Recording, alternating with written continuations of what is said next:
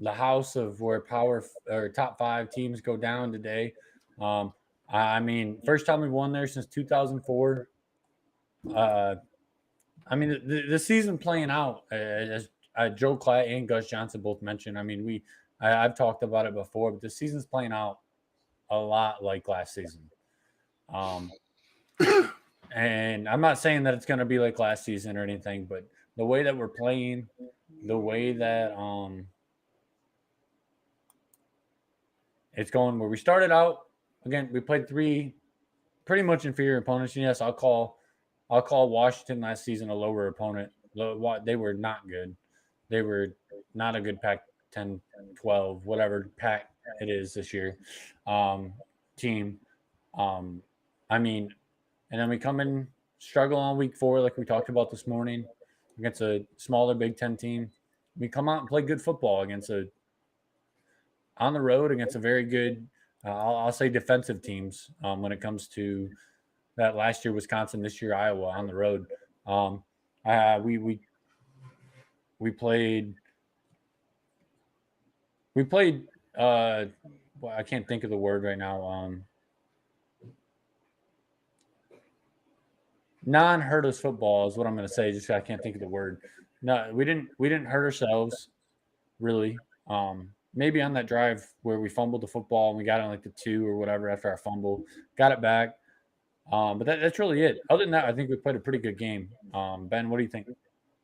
Yeah, I think we went in and we did what we needed to do. Obviously, there's some area for improvement and things to clean up on. JJ, fumbled the ball again. We didn't lose it, right? So, but that's 3 in the last 2 games, and sooner or later that's going to come and bite you in the ass, and we can't have that. And had we turned that ball over today, that could have been a momentum change. I felt that other than briefly late third quarter and early fourth when they scored that first touchdown, we played the game that we wanted to, and I thought that Harbaugh does as he typically does against those teams. And I do think it's probably the right strategy for this game, but you start playing not to lose, right? Instead of getting aggressive. Yep. But they scored that BS touchdown at the end of the game, which yeah, of course it counts, but it was meaningless. It didn't matter, and the D kind of sat down. What I was most upset about is it looks like Mike Morris just had a cramp, but he had 2 sacks in a row and was in on the third one, I think.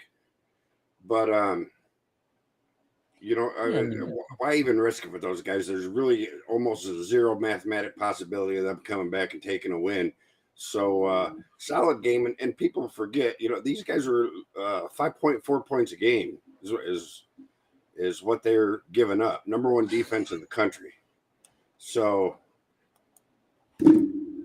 definitely a good win. As you said, we haven't won there since 2004.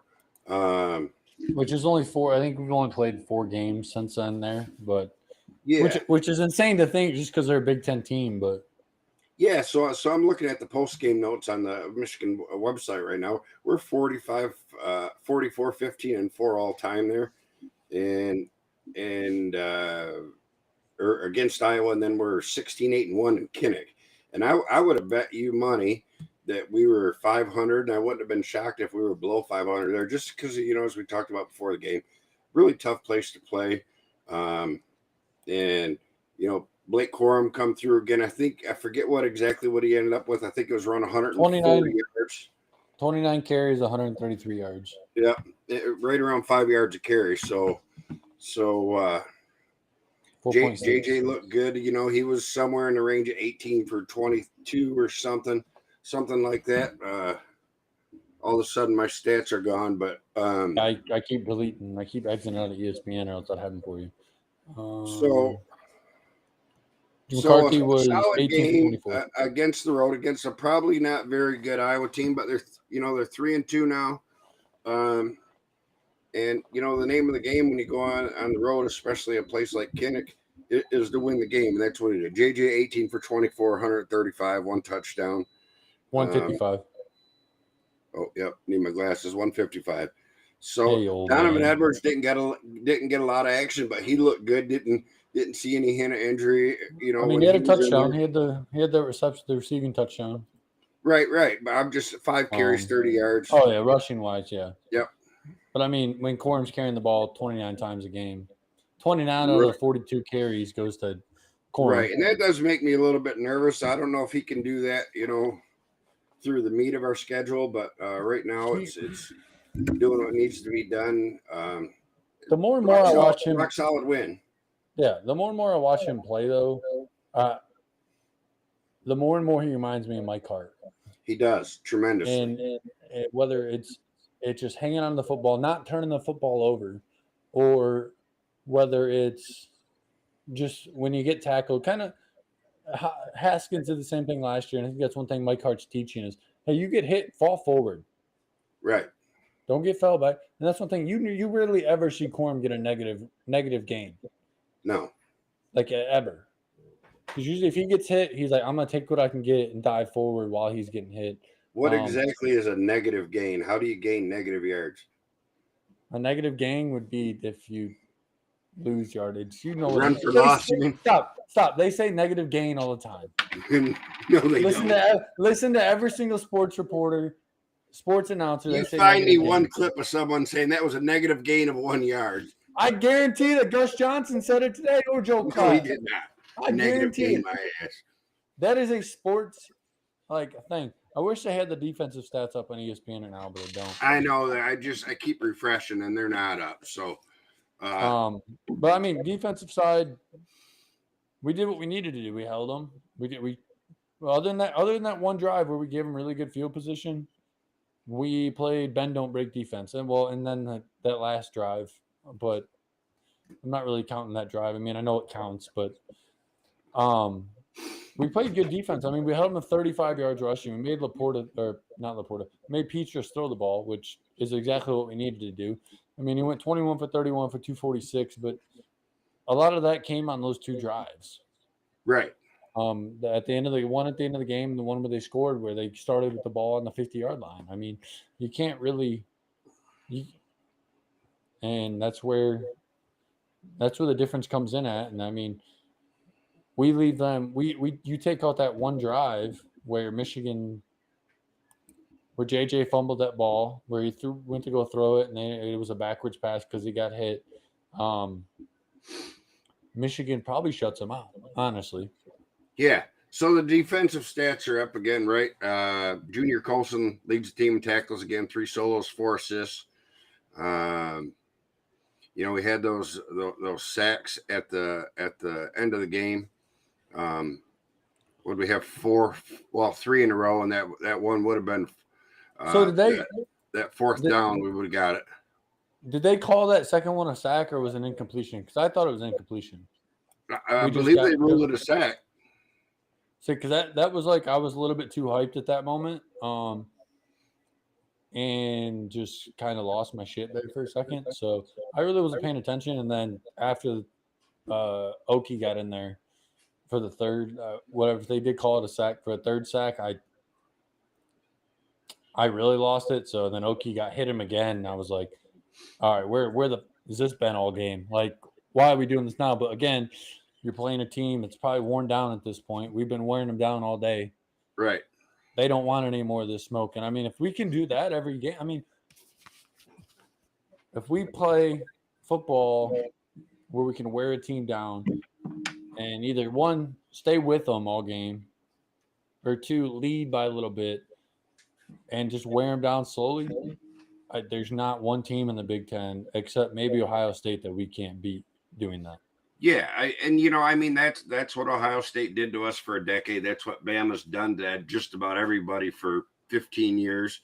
Clemson, when they had their run, that's what Georgia did to us and everybody else last year. Talent and depth win every time, just about. And when you got, last year, I forget exactly what it was, but I want to say we had 10, 11, maybe even 12 guys in the defensive line rotation, and not a big drop off. I mean, of course, you're going to see a drop off if Ader or Jabo weren't in there, but you could, technique wise and talent wise, there's not a huge drop off. So when those guys can come in and go hard for 2-3 plays, hard as they can for 2-3 plays at a time, and you bring somebody else in, and there's no drop off, and you got this offensive lineman that's now been in there for 12 plays. It's just natural. So it looks to be, and I don't want to get too far out of myself here, but looks to be that Jim's vision and our hopes are finally coming through. So we got to keep recruiting, keep going up. I don't think that we're still at the talent level we need to be to compete consistently on a national level, but for sure we've closed the gap, especially on Ohio State. So we'll see. And that's the first step. I mean, we knew the first step was Ohio State, close it in the Big Ten, where we become more consistently either one, going to the Big Ten championship, or two, winning the Big Ten championship, or even if we to lose a game to Ohio State by 3 points or whatever it is, it fucking sucks. But guess what? That means we're competing. That means we're playing football again. And I mean, last year, I think winning that game last year, I know we talked about this after pretty much all off season and after the game last year, it was winning that game last year was a huge, huge, huge, huge step in the steps moving forward. Absolutely. And the steps moving forward in this program. I mean, I know when Brady Hoke won it, a lot of people said the same thing, but I think it was a different – you weren't playing a Ohio State team that came into that game with 8-0 in the Big Ten, 11-1 or 10-1 on the season, right. 11-1 on the season. I'm sorry, or whatever they were, 10-1. You were playing a Ohio State team that was probationary period, couldn't go to the bowl game, didn't have their starters, didn't have anyone good. I mean, Braxton Miller was a quarterback that year, but he wasn't the Braxton Miller that we've seen later on. It was a different Ohio State team then. I mean, Jim Harbaugh, as we've obviously seen, is a way better coach than head coach, at least, than Brady Hoke would even dream of at this point. Absolutely. And I never really doubted that. But there's a few years things just didn't pan out the way everybody hoped. And I guarantee you nobody's more upset and pissed off about it than Harbaugh. But it looks like we're on the right path. And other than the COVID season, we really haven't had a bad season under him. We went like 8-5 one season. I think it was when we had O'Korn, and yep, that was my. Thank God I left to boot camp for that year. That was 5 years ago. Yep. But yeah, I mean, all in all, today, I ain't got really much to complain about. Still, JJ's played perfect football. If you actually hasn't on that part I'm playing hasn't turned the ball over yet. 5 games into the season, he's played in all 5. Yep, substantial. He's played more, just as much as anybody else. He started 4. Right. I mean, he's playing good football and he's doing what we need, and I think that's all we ask. And I think the more and more he plays, like we've seen today, he didn't really seem rattled at all today. No, he seemed a lot more calm and let the game come to him. Didn't really, and you really haven't seen it a whole lot, but when he gets a little excited, he had the happy feet, maybe force a little bit, but played a really, really solid game today. Game management type game, but that's fine. Before we go on to something else or end this out, I just want to say that Illinois fucking drug Wisconsin today. Yeah, Wisconsin's not good. 34-10. Holy shit. I know. And I know now that Bielema's at Illinois, you would really want to put it to him, right? But and I think Bielema's going to be very good for Illinois. I think Illinois in the next 3 to 4 seasons, I'm not going to say they're going to compete for the top spot in the West. More because I don't think the West is going to be East-West thing is going to be a thing very much longer. Right. But if it is, he might get there one season. But I think he's going to be a top 3, probably like a top 3 team in the West every year if he can get the recruits that he wants. Because I think he has a really good chance to turn Illinois around. I mean, especially after the years that he's had. I did have one more thing in the game that I kind of just forgot about.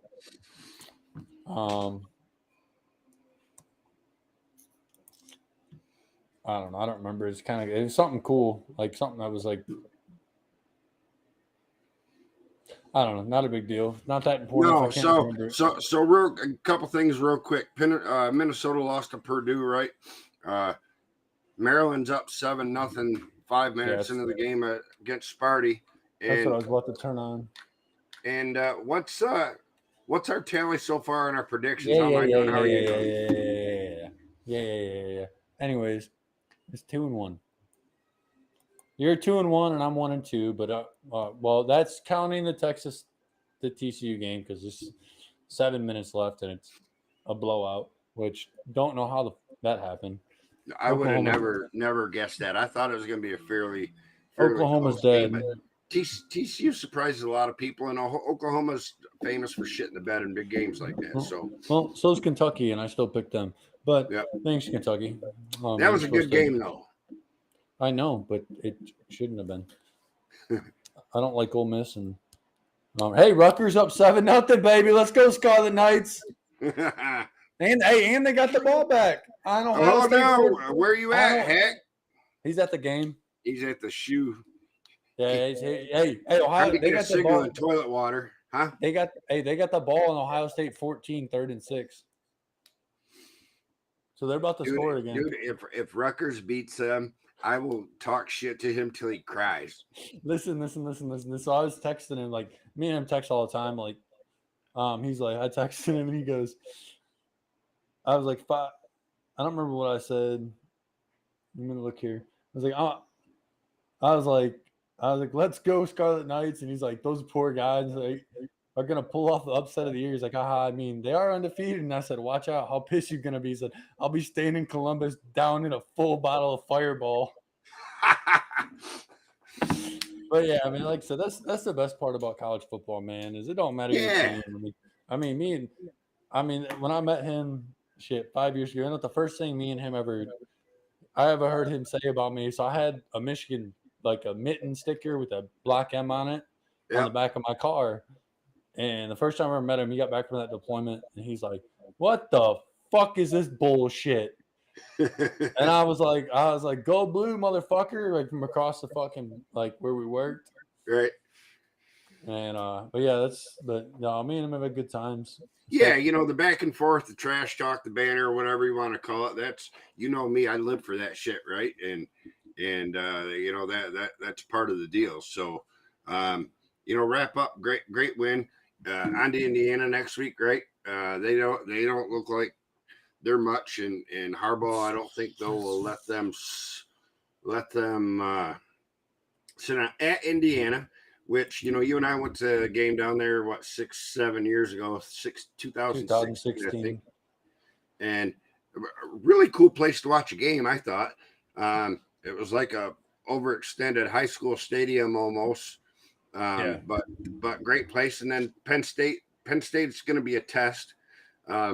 Michigan, you know, then we got a bye week, and we'll see what happens. But Sparty does not look threatening, but on the other hand, that's, you know, it's a rivalry game, so they always got a puncher's chance.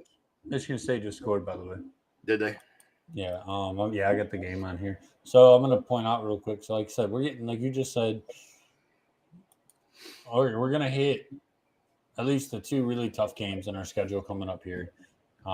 Between Penn State and Michigan. I don't care how bad Michigan State looks. I'm trying not to talk shit because, I mean, at least hard shit. I mean, it's good to talk that friendly stuff, but I don't care. After the past 15 years or whatever it is, 10 years, a lot of times when I talk shit, we end up losing that game. So, I mean, Penn State first. Let's worry about IU, obviously, because Indiana usually plays us tough. We all know this. That's a team that likes to play us tough, whether we play there or in the Big House. But folk then come in, focus on Penn State. I mean, Penn State plays Northwestern today. They should come in. That should honestly be a top 10 matchup. Yeah, it really should be. I think Penn State has a bye. Yeah, so Penn State has a bye after this. So if they win today and a top 10 team goes down, even if they win today by a good amount, they'll probably jump in. If not, so I mean, you're looking at a top 10 matchup as long as we take care of business in Bloomington next week. Coming into that game in Ann Arbor, and if that's the case, I'm very glad I bought my tickets already. Right. Because that's kind of why I did it. I was seeing the way it was going. That's why last night I was like, okay, I'm just gonna pull the trigger on them. And the kickoff time's gonna affect it. I bet a lot of money that it's gonna be a noon kickoff. But if it goes to a night game, they're gonna go through the roof too. But everything I know, all the rumors and stuff and all that is saying Michigan State night game. But the Penn State game is just everything about it says it should be the night game. It needs to be the night game. I agree with you. You have the maze out. You have the Lloyd Carr tunnel, induction or whatever you want to call it. I'm sorry, but if Michigan fucks this up, I know it has to do with TV stations too. Not because I'm going to the game. Okay, I get it. But yeah, that has nothing to do with that. Nothing at all. But it had a little bit. But if Michigan screws this opportunity up, I get it. Michigan State. I like the rivalry games being at noon, 1 o'clock, or noon, 3:30 kickoff. It's better that way to me. I think it's and it is. You know, I like the night games, but in a big game like that, I hate to sit around all day and just wait to, you know. I get it, but and where I was going with all that was the hype in that stadium that night. If the Penn State game is the night game, will be absolutely insane. A top 10 matchup more than likely when you come into it, because more than likely ESPN or whoever's going to bump them up just to make that a top 10 game. More than likely, game day will probably be there. Just an assumption. I don't know. I don't know what games are on that week with it. Me either, but I think that's a fair guess. And, you know, unless Penn State loses or has a really, really close game today, yes, sir, Jerry, they should be a top 10 team. But the hype in that stadium to me, less little bit for you. I'm going to clarify. If University of Michigan screws this up and TV stations screw this up, that stadium, if they get it right and make it the night game, which I personally think it's going to be. The universities have very little say in it. I know, but Michigan, that game is going to be one of the biggest games probably in the history of night games at Michigan Stadium. I mean, don't roll your eyes. When was last? No. Tell me, when was the top 10 matchup? It'll be a top 10 night game at Michigan Stadium for sure. When was the last top 10 matchup at night at Michigan Stadium? One of those Notre Dame games had to be. No, it was not. That year we lost. Sure. No, it was not. So we've had what, like 6 or 7 night games? We've had 10. Okay. So yeah, the Penn State will be top 10 for sure then. Well, I promise you, if it's a night game, Mays out against Penn State, top 10 matchup, it breaks the record for stadium. No. Calling it right now. Hey, I'm just saying, I've been to the game that broke the record. I was at that game. I'm gonna be there again, baby. I'm gonna be there again. I've been to break it again. 30 games that have broke the record. So it don't matter. But you've only been to the one game that broke the record. Let me just say this: your prediction ability sucks. So I'm not taking a word that you say seriously. Well, when I win this Baylor game today, and when I win this FSU Wake game today, and when I win this Oregon State Utah, because Utah's going to choke it away just like they did against Florida. I just realized how many picks Utah's up 21 right now. No, they aren't. Just look. Get down, dickhead. Hey, you motherfucker! I'll kill you. Not him. It wasn't him. Oh, that wasn't the one. It was the other. I sent Brittany that screenshot, and she's like, I expect an apology. I'm like, I know. Okay. I was like, okay. I was like, you apologize to that cat. You better just change your last name. And she texted me and was like, just quick go off here, guys. So when Iowa scored their first touchdown, the cat was like sitting up on my lap and stuff, and I texted him and was like, hey, I blame the cat for that. And he said that I need to sacrifice the cat, and I sent that to my wife, and it was funny, but yeah, guys, like I said, I mean, I try to blame it. That was the only difference, and all I'm saying was right. All I'm saying was the devil.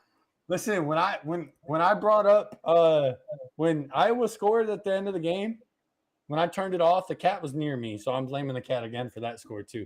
But I'm just not gonna let the cat on my lap the rest of the season. Right. But yeah. All right, guys. Well, we'll tune in next Saturday in the morning before the game starts and preview that Indiana game on the road. Another noon kickoff, thank God, and make some picks again and. Can't wait to show Ben that I came back this weekend, even though it looks like I pretty much have to win every single game that he didn't pick against because right. A lot of our games we picked the same people. So, all right, guys, go Blue. Yep, go Blue.